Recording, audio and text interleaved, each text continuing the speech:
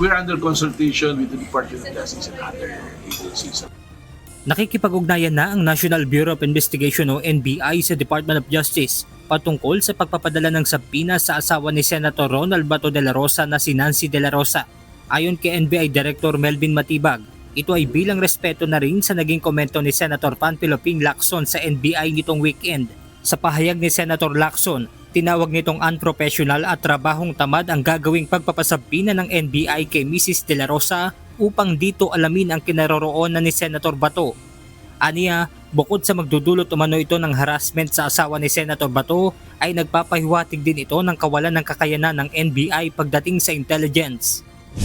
Tugon naman ng NBI Director, sakali mang magpadala sila ng subpoena kay Mrs. de la Rosa, ay hindi ang kinaroroonan ni Senator Bato ang tatanungin dito. Ayon sa hepe ng NBI, ang nangyaring shooting incident at pagtakas ni Senator Bato sa Senado ang magiging sentro ng kanilang pagtatanong.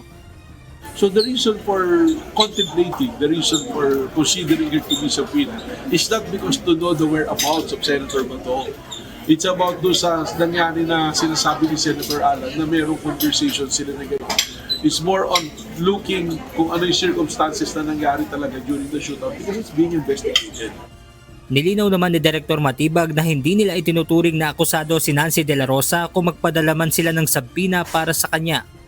In this case nga kay sa white ni Senator Bato is on the issue of the statement of Senator Alan Peter Cayetano na may text message siya na-receive.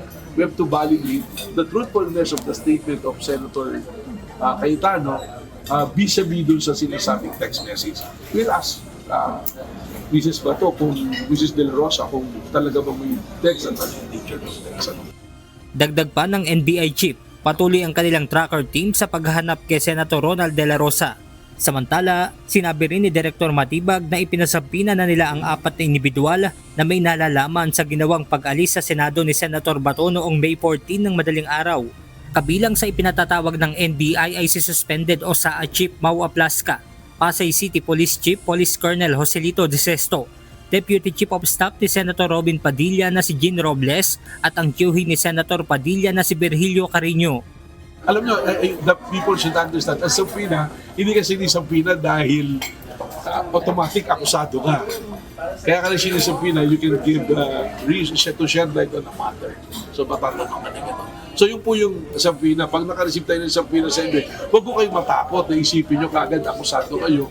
You're being subpoena probably as a witness or who can give something to shed light on a matter that the NBI has.